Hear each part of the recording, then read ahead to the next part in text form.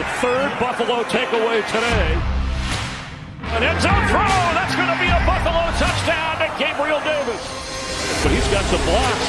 John Brown zooming inside the 5. First and goal, Buffalo. Plenty of time for Josh Allen. Wide open. End zone. Touchdown, Buffalo Bills. This is the Buffalo Nerd with Colt Schroeder.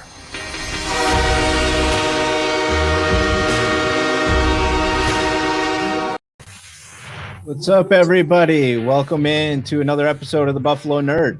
I am the host, Colt Schroeder. As you guys can see, I do have a special guest again with me this week who I'm very excited to chat with.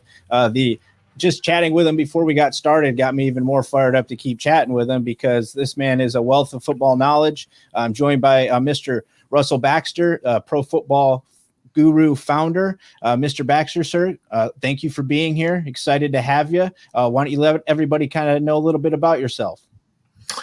Well, I've been a member of the NFL media per se for almost 40 years. Spent 22 years at ESPN. Thursday night football stint with CBS, which was a blast going on the road and so on. Been to my share of Super Bowls and NFL drafts, and my favorite thing to go do is the Pro Football Hall of Fame inductions every year, which unfortunately didn't really have last season. And now it's going to be, twice the fun in 21, I believe is the slogan. It's going to be 2 days and so on. But, I was a fan of football who watched a lot of football and put some writing skills to it. And lo and behold, I wound up at a paper in New York and ESPN. And now I write for various websites across the country. Again, I love what I do. I hopefully bring a lot of passion and knowledge to it. And I live by one very, very simple credo. Everyone is right, but not everyone is accurate. I like it.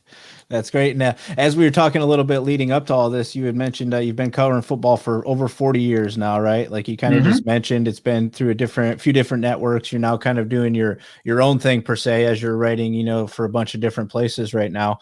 And we're going to hit on the Hall of Fame a little bit in here shortly. As you mentioned, that's one of your favorite things to do. You were telling me a little bit here too, as we were leading up to this, that the other thing you really enjoyed doing was the draft, right? Which is going to kind of maybe be coming up soon. Yeah.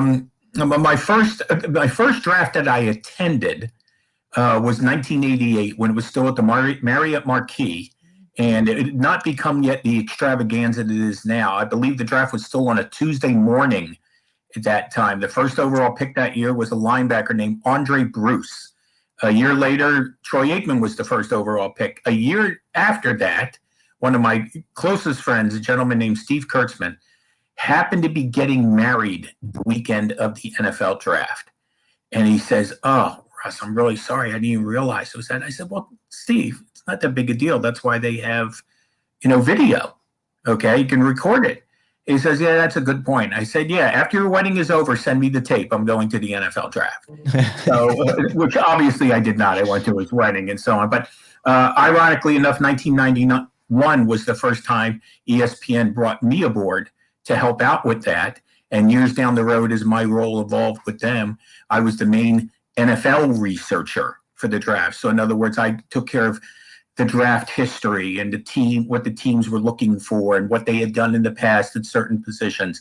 I was not Mel Kiper trying to figure out who does what and so on. Eventually, Todd McShay joining on as well. But, that was like 3 months of really diving in. In fact, when I first started doing the draft, Colt, which for ESPN, and I'll say 1991, that part of it, there was no free agency yet. There was a former free agency called Plan B, which was really, not really free agency. It was kind of, and then of course they had the trial. Now we have the system that we have now and so on. But you really deep dived into that for 3 months. And then you sat there and it's so many different venues, the Marriott Marquis, and then it was the Paramount Theater, and then Radio City, and 1 year at the Jacob Javits Center. It was just it was a lot of fun. And then when it was over, you were like, deep breath. And boy, and I can tell you this, from doing all the graphics and other people, I provide the information for the graphics. I didn't necessarily do the graphics. Jim Chisholm, so many other people over the years and so on. Most of the stuff you had prepared, Colt, was not going to make the air. But right. you got one or a couple of things in there, and so because it's impossible, all it takes is one pick for someone, surprise pick to throw the whole draft. And now you see mock drafts even before the season over. Right. Season is over. I said to you, I don't do mock drafts anymore. My drafts are a mock. Right. So. That's funny because, and I imagine like when you're doing it for ESPN, each team's got their guys that are gathering all this data themselves, and then you're expected to do every team, right? Like, oh yeah, do what they've been doing and gather everybody, right? For what could possibly happen. Right. It's just being prepared and knowing the history and knowing GMs and what moves they cater to and what teams don't necessarily like to pick in the first round, for years and years and years. This is going back way years. And so the Washington football team would always trade out of the first round. And, be it the George Allen days and then later the Bobby Beathard days, they went through a huge stretch of not taking teams in the first round. And then you had other teams that it seemed like almost every year, like Tampa Bay was drafting, 2 guys in the first round. So it's stuff like that, and not overreacting to certain things, and then again knowing the history of what these moves have made and so on. So again, that to me, the prep was more the fun part than even the execution. Yeah. What was the thought process behind Washington? Was there just at that time, did they not have money? Were they went after free agents? What was their deal with not wanting a first round pick? I'm sorry, there was no salary cap in the league until 1994. The football was totally different than it is now. The injured reserve rules were different, and George Allen was a guy who believed in playing veteran players. Okay, so I mean that's why when the 72 team made it to the Super Bowl and they played the undefeated Dolphins, that was known as the Over the Hill Gang. Okay, these were guys who had been playing in the league. I mean, guys got guys off the scrap heap. He was a guy who didn't necessarily want to spend time, with rookies and rebuilding and so on. He wanted to win now. And George Allen's in the Pro Football Hall of Fame. His philosophy served very, very well and so on. But now it's a different era with free agency. Again, free agency changed everything in the league. I know for years and years and years, it seemed like we had the same old teams in the Super Bowl. And now you've got all kinds of surprises. You've got, I just did a piece twice in the last 4 years, a team that had a losing record the year before they got to the Super Bowl won the Super Bowl. Okay. That had happened only 3 times previous in Super Bowl history. Now it's happened twice in 4 years. 5 of the last 6 NFC champions were either 8-8 or below 500. That's insane. And they wound up in the Super Bowl. So that's why I always kind of laugh sometimes when I hear, this team's 1-3, this team's 1-5, season over, start to rebuild, et cetera. No, this league is different now. Going from last to first doesn't take that long. And if you're the San Francisco 49ers, going from first to last doesn't take long either. Right. Well, Tampa, started real slow this year anyways, right before they got moving and grooving anyways, and they didn't have a great record, truly. Right. First off, think about it. They hadn't been to the playoffs since 2007. They hadn't won a playoff game since the Super Bowl in 2002 when they beat the Oakland Raiders. Right. And then all of a sudden, they become the first wild card team since the Packers in 2010. And there you go. And by the way, for people who thought the league gave up defense, second time in 3 years that a team got to the Super Bowl, didn't score a touchdown. Yeah. The defense definitely showed in that game to be the dominating factor again, for sure. And the back end of Tampa Bay was definitely ready to perform, and they performed at a high level. So absolutely, I agree with that.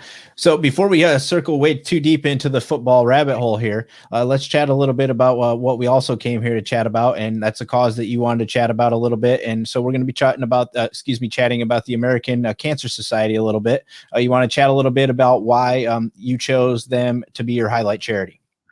Well, I lost my mother more than 20 years ago to cancer. And it's something I think about her all the time.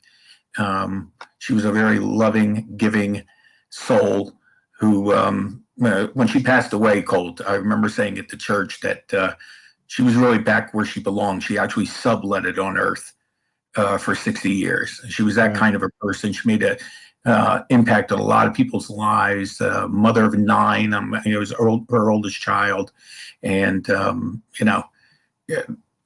different ways have been able to help out and so on.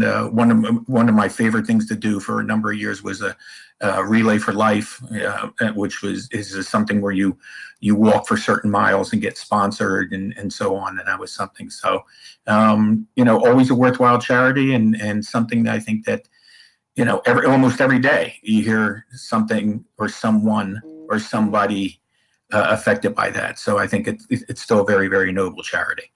Right. And they do a ton of stuff, right? I mean, they are a massive platform. I've lost my mother to cancer a couple of years ago as well, or complications right after dealing with cancer. So, this hits home with me as well, but they do a lot of things outside of just, it's research, they support people in the community, they're out there, they're 24/7 really. Yes. Because it's such a huge umbrella of what they do, right? There's doing something constantly, right? 24 hours a day, somewheres around the world or somewheres around something is taking place from what this foundation is doing, right?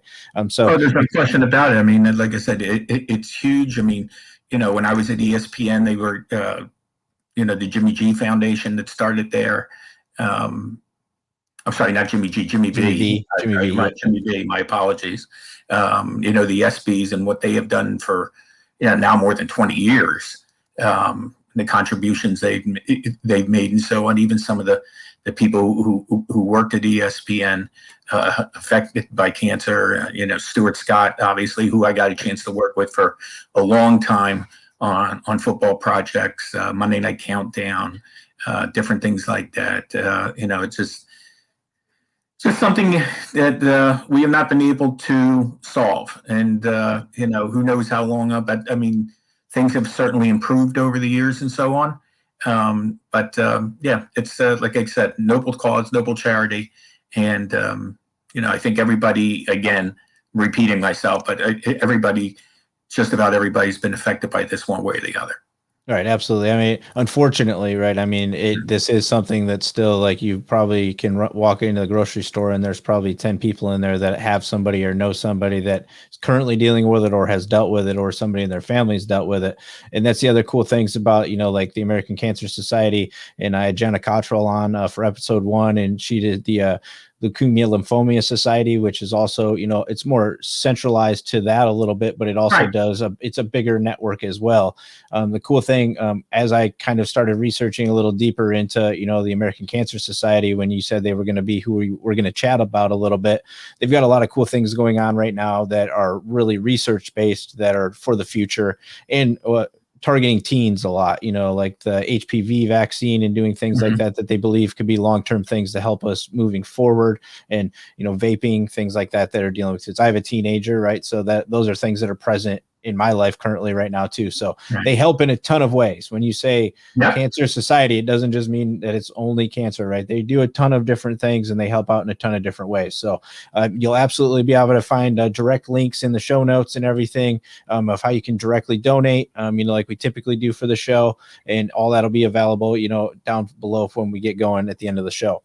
So, I wanted to chat with you a little bit specifically because as we were chatting a little bit, kind of when I was getting ready to ask you on the show, you had just come out with an article about the Hall of Fame. We had just found out about, who was going to be inducted in this class, well-known, I think a pretty well-known group realistically overall, the names. I'm fairly young and I, pretty much know about all of them in some form or aspect. And for the most part, a few of them, have been my entire life, Megatron, Peyton, I grew up with those guys. But so your piece though was talking about 30 guys that you think should, or potentially will probably be in the Hall of Fame in the future. And I thought it was a, really cool piece, and it brought up a lot of guys that I hadn't thought about in a long time, actually. And I was like, oh yeah, like that guy was incredibly good. But a couple of guys obviously stuck out to me. We'll start with the first one that makes the direct connection, obviously being that he's a Buffalo Bill, is you have Steve Tasker in there. He was like number 21 on the list as somebody you believe should be in the Hall of Fame. What would be the case that you would make for Steve Tasker to be in the Hall of Fame? Well, it's the Pro Football Hall of Fame, and I always like to point this out, like right off the top. The Pro Football Hall of Fame is not run by the National Football League. It's a separate entity. So when I hear people, first off, I hear people say the NFL Hall of Fame, and me being an accuracy guy, even when I was at ESPN, no, it's the Pro Football Hall of Fame. We don't want to write NFL Hall of Fame. It is a separate entity. It recognizes things that the league doesn't. In terms of professional football and certain records and so on, like the All-American Football Conference, where we got the Cleveland Browns and the San Francisco 49ers and a brief version of the Baltimore Colts and so on. So, but Steve Tasker, it's the Pro Football Hall of Fame. For years, they couldn't get a punter in there. The greatest punter in the history of the league, a guy who was so good there's an award named after him, but they couldn't get into the Hall of Fame, right? Get Ray Guy into the Pro Football Hall of Fame. So football is football, which means special teams is part of football. And how can you ignore what Steve Tasker has done? There's the young man that was not so young anymore, Matthew Slater, who's the special teams maven for the New England Patriots. We finally just got in the second pure place kicker besides Jan Stenerud, and that's Morten Andersen. I think many people believe, and it's hard to believe he won't be in one day, Adam Vinatieri, who the NFL's all-time leading scorer, points and field goals and everything he's done in the postseason, and maybe made a pretty good kick or two in the snow. 20 years ago now, by the way, that was the 2001 season when the Patriots were still playing at their old stadium. They weren't even in Gillette Stadium. But Steve Tasker was a jack of all trades on special teams. It wasn't just returns. It was coverage. It was a lot of different things. And again, if you're talking about professional football, you have to recognize that. And I think the Hall of Fame voters, again, Ray Guy, I think, went in 2014. Morten Andersen was in the last 3 or 4 years. You see things changing in terms of the voting. Now, they still obviously have the restrictions on the modern day guys and so on.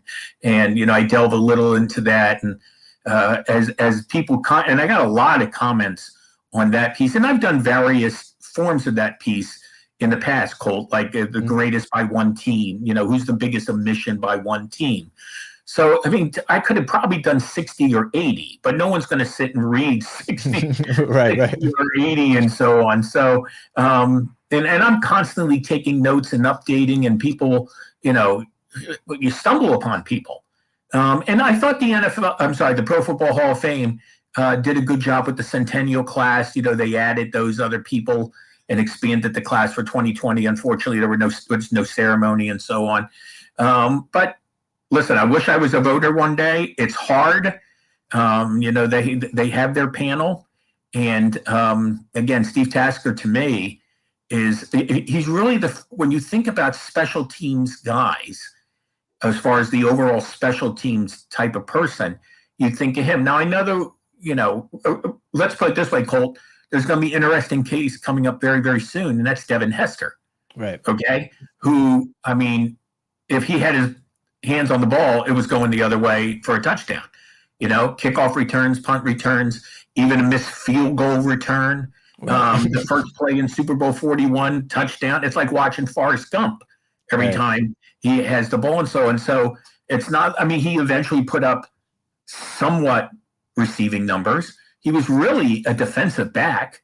Okay. So how do you realistically keep Devin Hester out of the Pro Football Hall of Fame? The impact he had as far as all those touchdowns and so on. So, I'm hoping and I'm thinking that the Pro Football Hall of Fame voting is expanding a little and so on. Again, they have certain limitations in terms of the modern day guys, and maybe they need to loosen up on some of the players that are now on the seniors committee and so on. But that's not for me to say. Right. Again, there's so many players that you look at. I mean, just narrowing the list to 30 was tough. And some of the guys I had on the list originally entering Saturday night actually got in, like an Alan Faneca, who had waited for a few years and so on. And I know for fans and to a degree, first ballot is very, very important to a lot of people and so on. But I look at it this way, and some guys have waited a long time. And, there was a lot of uproar about Terrell Owens not getting in until the third time. Wide receivers rarely. Calvin Johnson was the exception, a first ballot wide receiver. You just don't see that a lot. But I look at this. I look at Jerry Kramer waited 40 years, and he was as gracious as anyone when he finally got in and so on. So if somebody can wait 40 years, you can wait 10. Right. Absolutely. And Tasker, to me too, like like for even the guys that we mentioned, that you just mentioned, right? He played on both sides of the ball. He was making plays. He was making big tackles. He's catching huge passes when they needed him. He was doing a lot of different things. And I think a lot of the guys that are really good at it now, like the punt return and that, they don't do all the other pieces to the puzzle, right? They're a cornerback that does really good at returns, or, even Woodson.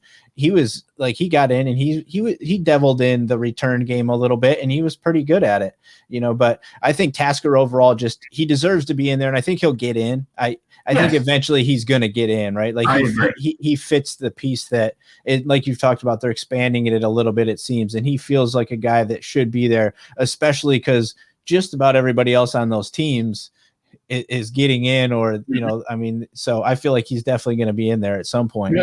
Just to clarify, when I say expanding, I almost want to say like expanding knowledge, not necessarily the numbers and so on. But you actually just hit on something very key. If you think about some of those other guys, what do you think? You think about kick returner, right? Mm-hmm. When you think about Steve Tasker, you say special teams, right?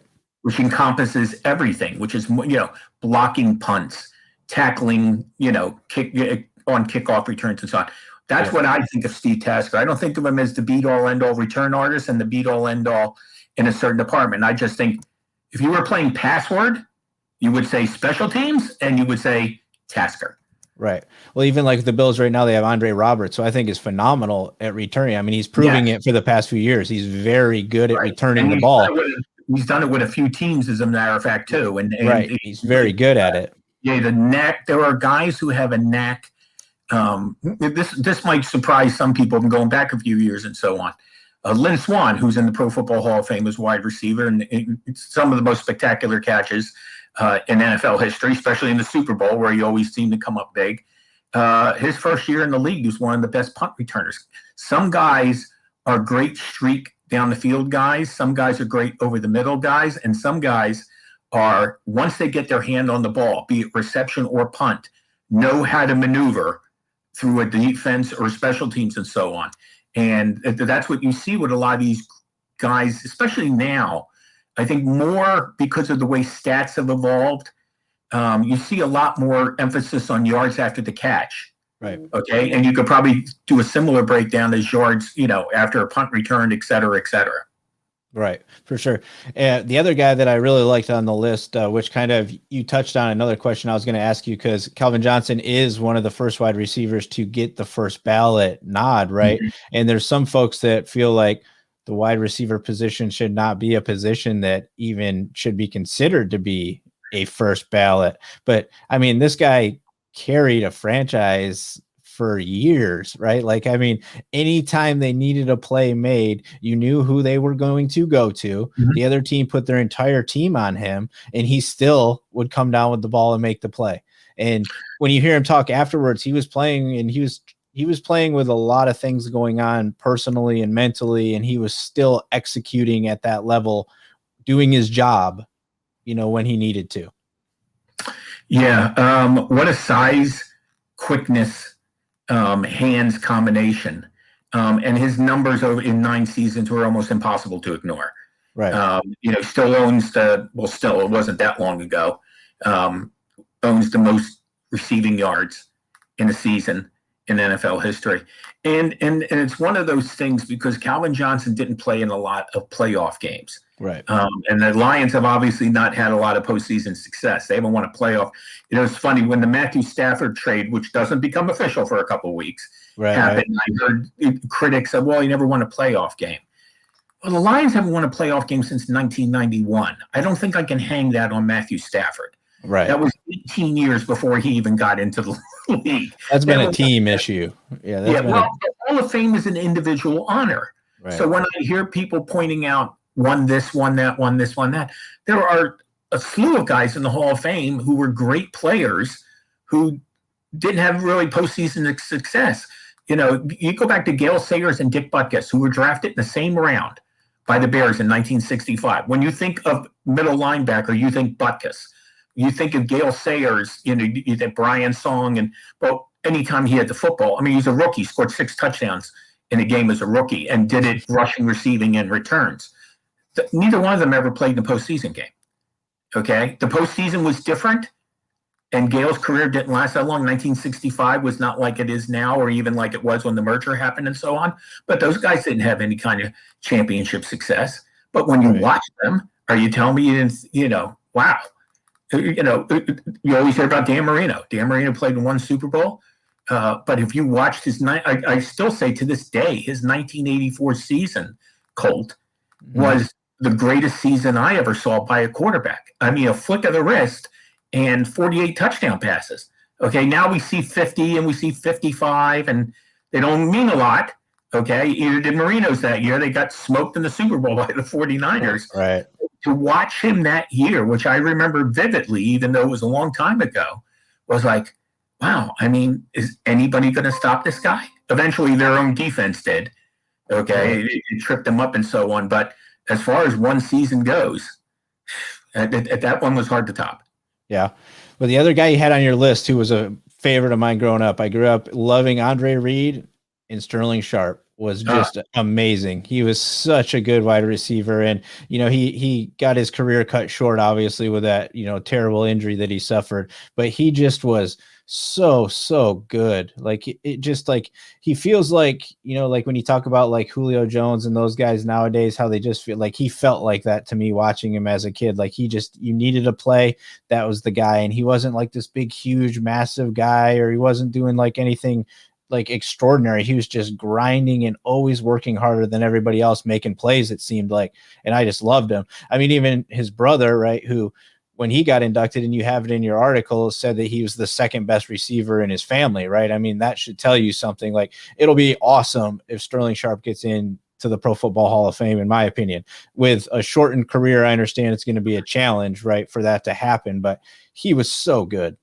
But you're seeing more of the shortened career type, like the Terrell Davis and so on, the impact he had in the league. Listen, I approached Sterling Sharp from 2 different perspectives, historical and somewhat personal. After he left the Packers, he spent 8 years at ESPN and worked with us there, so I got to know him a little and so on.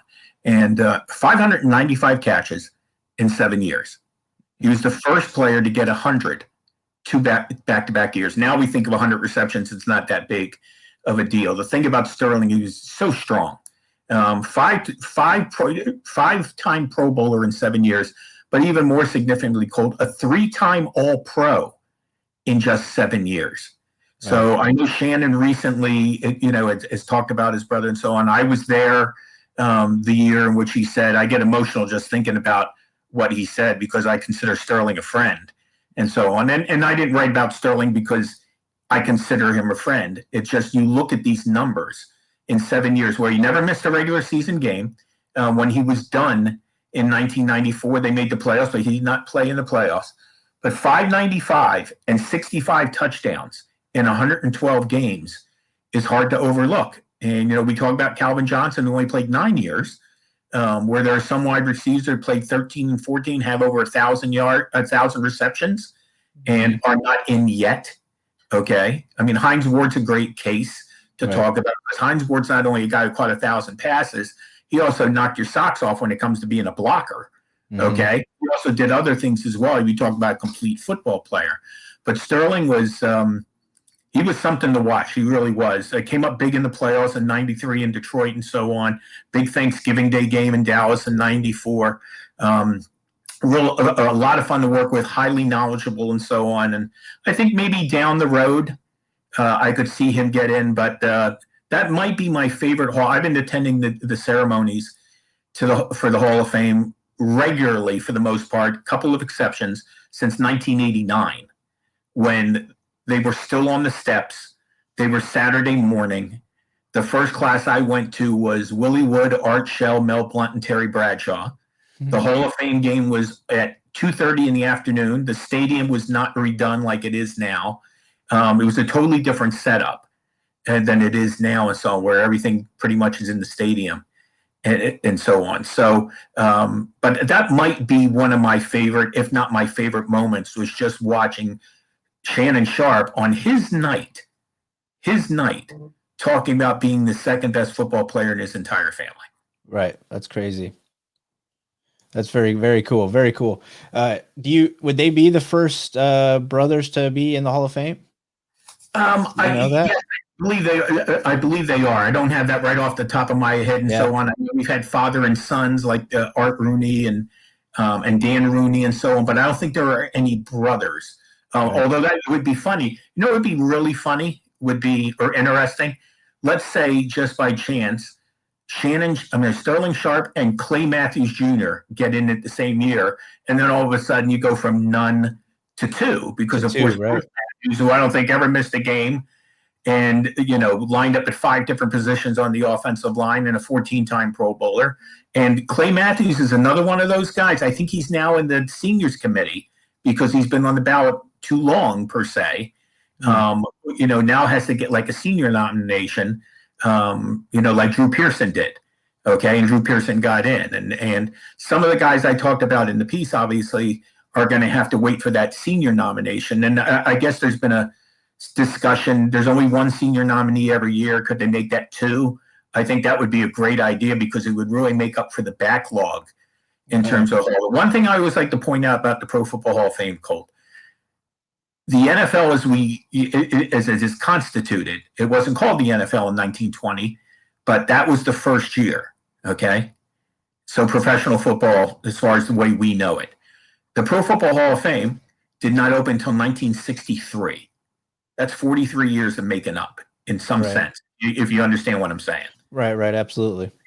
Yeah, that's cool. So kind of moving on from the Hall of Fame stuff a little bit, because we just talked about kind of like 2 totally different eras, basically, because now the players in today's society have a lot more control, it seems, in where they want to play and who they're going to play with and that kind of stuff. So it brings up the hottest topic run around the NFL right now, I think, is, do you think, in your opinion, Watson or Wilson not wanting to be traded, but he's got 4 teams that he'd consider being traded to if he were to think about being traded? He does have some options, right? But do you think either one of these guys are going to move this offseason? I think it would take an awful lot, okay, to move them, even though, I know it's been speculated that Deshaun Watson could sit out the year, which I think would not be the smartest thing to do in the world. And I say it for this reason, because a lot of people bring up the aspect of rustiness. Say you sit out for a year, okay? And I hear that how would that affect? For me, and I'm not a coach, I'm not a GM, I never played and so on. I would always wonder about a player who was willing to sit out a year, okay? How much he really, really wanted to play. And I'm not accusing or saying anything about Deshaun Watson because I don't know Deshaun Watson. From every indication of Deshaun Watson, this is a guy who does an enormous amount for the Houston community. He's been doing it since he got there. Right. Okay. The guy led the league in passing yards, although that's not necessarily a great thing, depending on the situation. Right. Okay. And history will also tell you, one of my favorite stats, 55 years of Super Bowls, and not one player has ever led the league in passing yards and won the Super Bowl the same season. So there's a lot to be said for his defense and passing in this league. In fact, Tom Brady's only the second quarterback in the Super Bowl era to throw at least 40 touchdown passes in the regular season and win the Super Bowl the same year. The other one was Kurt Warner back in 1999. So that's a lot of touchdown passes wins you a fantasy football league. The reality football league doesn't necessarily always add up that way. So, but the Texans don't want to trade him. Mm-hmm. And now they're in the process of releasing players, which is standard for this time of year. They let Duke Johnson go today. They let Nick Martin, a guy who's been pretty much a starter to them for 4 years. That one really kind of surprised me. I saw that one. That caught my eye. I was like, whoa, hey. The piece I did today, you can sign those guys now. You don't have to wait till March 17th, okay? Their contracts didn't expire. They were terminated. That's why J.J. Watt can sign at any time right now. Mark Ingram, Adam Humphries, who just let go by the Tennessee Titans. There's so many guys out there and so on. As for Russell Wilson, This one is like a roller coaster. Right. Okay. Russell Wilson has never missed a game for the Seattle Seahawks. He's been there 9 years. He's never not started a game. That includes the playoffs. Including the playoffs, he's been sacked a lot. His role on the team has changed, very much like Tom Brady's role changed with the Patriots after he was there basically 7 or 8 years. Russell Wilson really now kind of carries that offense. He used to be a complimentary piece. Game manager cracks me up. Okay, everybody's a game manager. Okay, but he was a complimentary piece. Just goes to show you better have a pretty good defense. It just always comes back to that. And so, but he's put up astounding numbers the last 3 or 4 years. Okay, but they don't run the ball like they used to, and they don't have the defense. I mean, this remains a team game. I'd still be hesitant to see either one of them move. And but this is a league where it's never say never. And I can remember about sometime in mid-March last year, just before free agency started, DeAndre Hopkins going to Arizona. And that was mind-boggling, Colt. Right. Mind-boggling. And it's, to me, it's less about what they got for him, which wasn't very much, and the fact that it even happened. Right. Okay? And, of course, Kyler Murray didn't take advantage of him or anything, didn't he? He only caught, 115 passes? Yeah. Whatever it was. He didn't have a good year at all. No, he was terrible. Hail Marys, take your pick, and so on. So, again, it's the hot topic, and we've already seen some major changes in terms of quarterbacks. The first 2 picks in the 2016 draft, 5 years later, neither one of them are with the team that drafted them. Right. Yeah, for me, it's wild. Like, Russell, I get his point about being a little upset about getting hit all the time because he's been taking a beating for years, right? But part of that is the way he plays the game. I mean, he runs around, and that's when he's at his best. So there's going to be only so much your offensive line can do when you're scrambling all over the place, right? So I can see both sides of it a little bit. Right, and he's more than just a scrambler. He's also a downfield guy, too. You think Fran Tarkenton and he was a scrambler. He wasn't necessarily a guy who ran down the field. Russell does a little. He's always on the move, and it's an asset to him. There's no question about it. Right. But when you're throwing all the time and becoming that predictable, eventually you're going to wind up in trouble. So, I mean, sacks are not all on the offensive line. Right. Okay. I want to say he's taken a beating throughout his career, and early on when they were in the Super Bowl and winning the Super Bowl, their offensive line was above average. Right. Which they don't have a very good one right now, which they also, I feel like they did this quick transition where they were like, we run. And then they're like, wait, we have Metcalf and we have Lockett. We throw now. And it's like, wait, can your offensive line do the throw now, right? They're not built that way. They're built to run, right? And then hold up for play action. So, and then Watson, I don't understand. Like, I get his numbers this year were great and everything, but like you mentioned, it's because the team was not good, right? He was having to do a lot of that because they were giving up points and everything else. So, but he's still, to me, go ahead. Teams that started out very strong this year, you will notice, both Tennessee and Seattle were both 5-0, and their defenses eventually betrayed them. Pittsburgh was 11-0, but they refused to run the football. Okay. And but you brought up a great point about the offensive line. And I remember having this conversation years and years and years ago. When you pass all the time, you're always backing up as an offensive lineman. Okay, you get out of the habit of dry blocking and going forward. Okay, it's just like, I mean, when Dan Marino was doing his thing and so on, he had quality offensive lines, but they were always backing up to protect him, not necessarily pushing forward. Okay, that was the one thing about the Buccaneers playoff drive that was kind of underrated. Was they were able to run the football with Leonard Fournette and Ronald Jones. Their offensive line stepped up in a big way. Okay, I mean, you're not blocking for the run if you're moving backwards, and you got to have that kind of balance in this league. It's great to talk about these quarterbacks and all these passing numbers, but eventually, why is it that we haven't had an MVP in this league win the Super Bowl? And I know it's an award awarded by the Associated Press and on and so on. But the last regular season MVP to be on a Super Bowl winning team the same year was Kurt Warner in 1999. That's 20 plus years. I don't think that's a coincidence.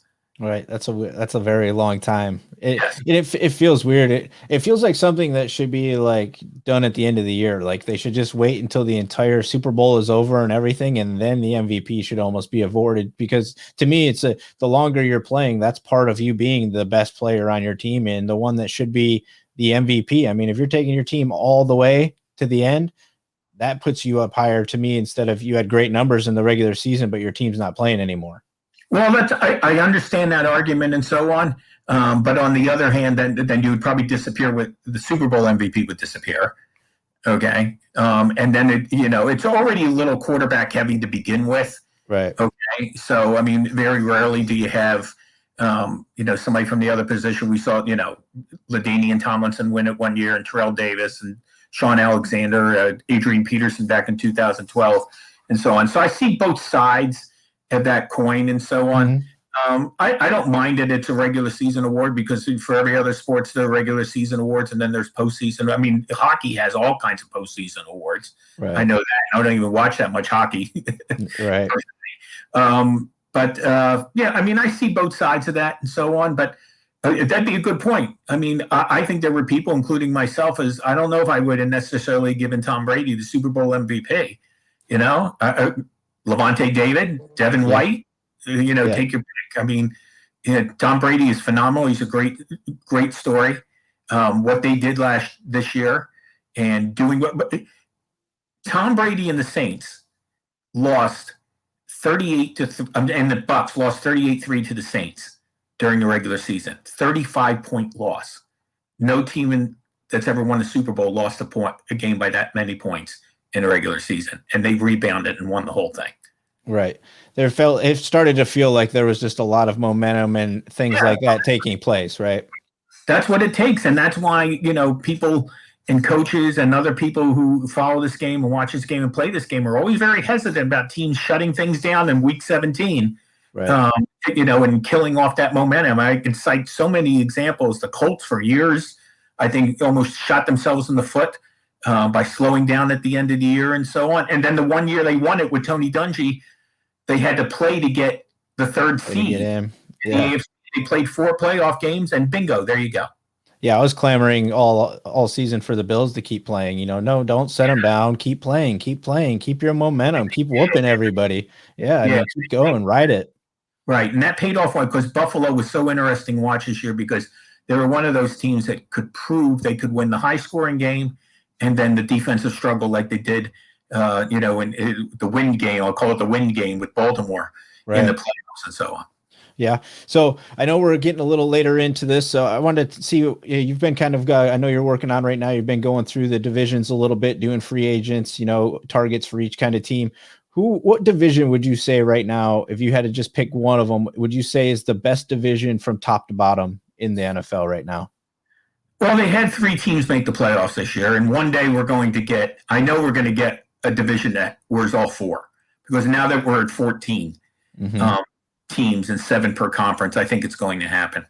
And when we got down to the final 8, 2 of the teams were in. That was the AFC North. Pittsburgh won the division at 12-4, and they were clearly not the best team by the end of the year in that division. It might have been Baltimore. It could have been Cleveland. I know Cleveland got tripped up by the Jets, but that was a game where they really didn't have any wide receivers.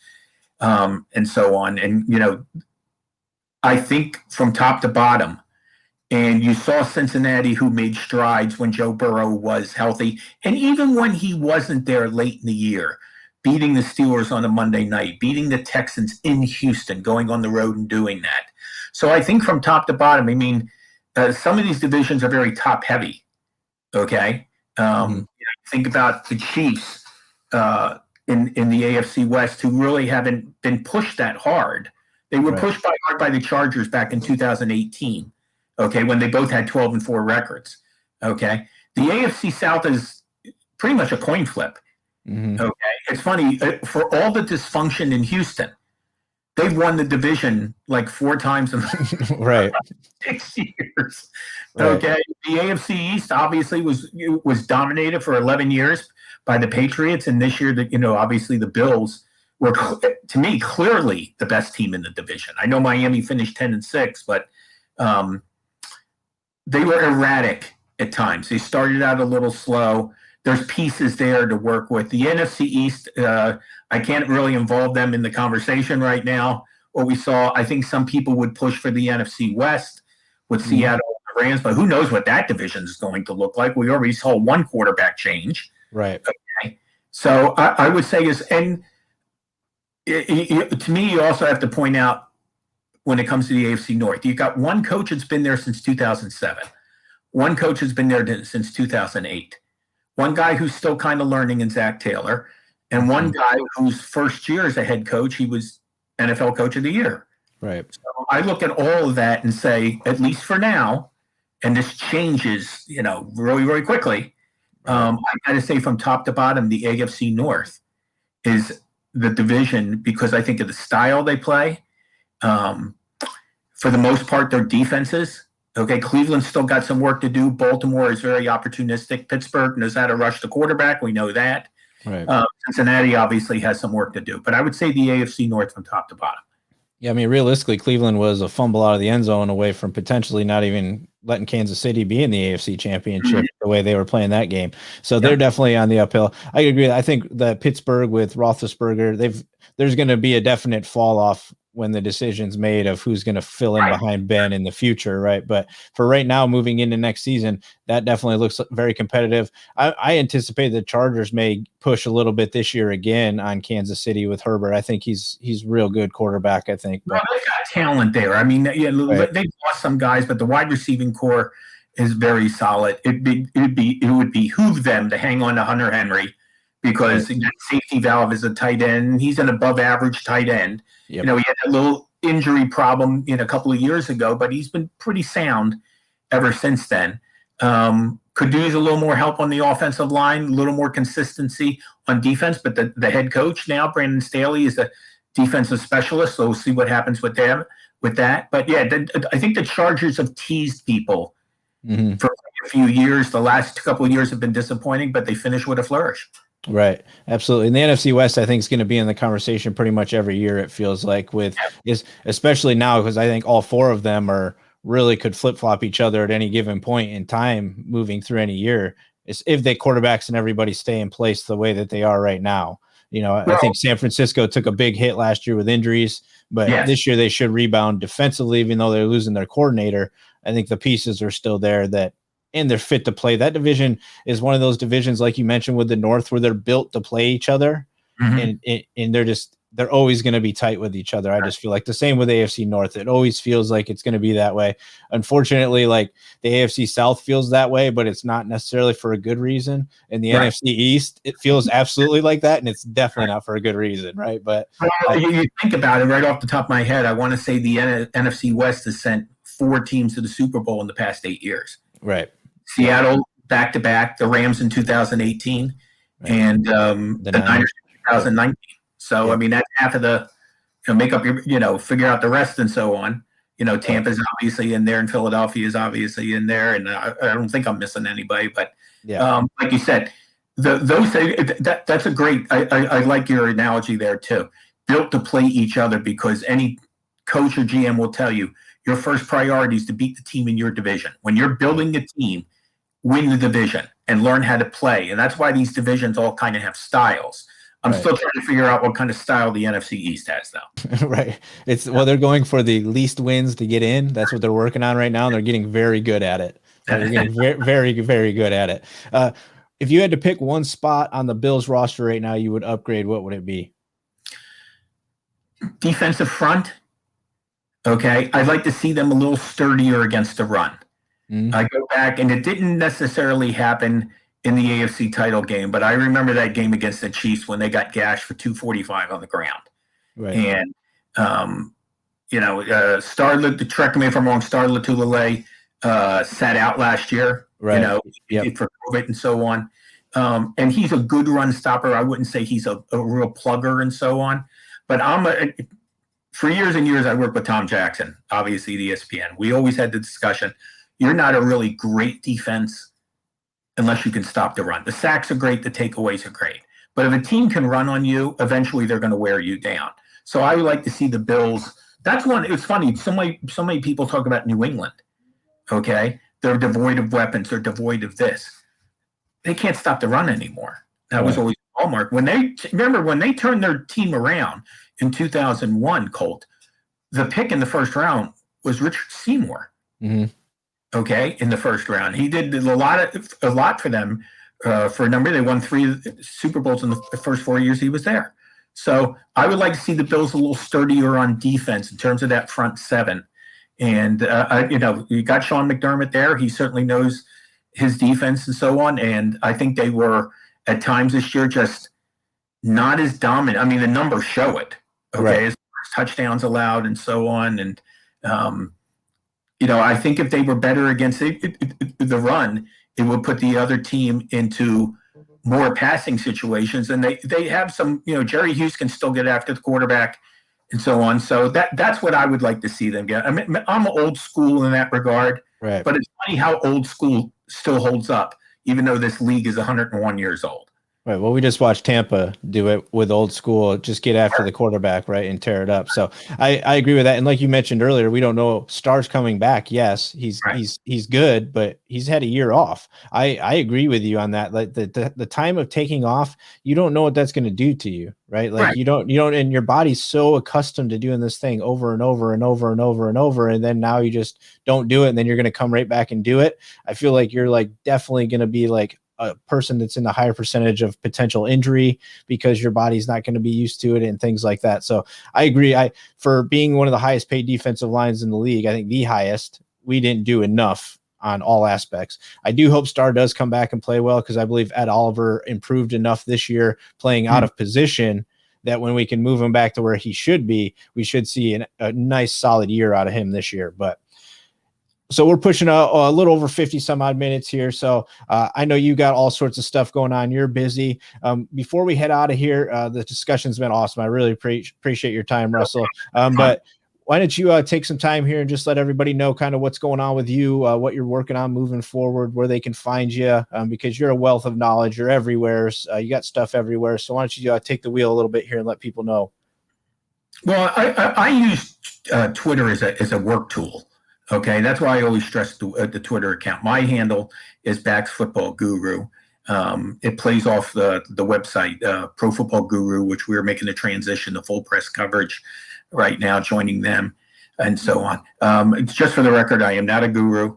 I am more of a Buddha, if you've ever met me and so on. Pro Football Guru comes from my years being on with Mike and Mike, when Mike and Mike were on ESPN, and Mike Greenberg, when I used to do a segment called The 5 Things You Need to Know, which was basically 4 things about the NFL and 1 cheap shot at Greeny because of his Jets obsession. He would always introduce me as the dean and the guru of the ESPN research department.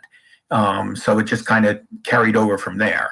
And so as far as the name of the website and so on. But Bax Football Guru, I have a co-writer and a podcast partner named Julie Voigt, and you can follow her account on Julie Noted, as in duly noted. It's Julie Noted, PFG. And then, of course, we have PFG Vibe.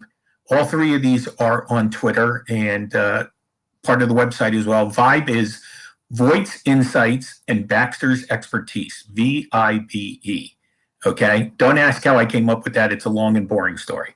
So if you follow those, now there's Pro Football Guru is on Facebook, it's on Instagram.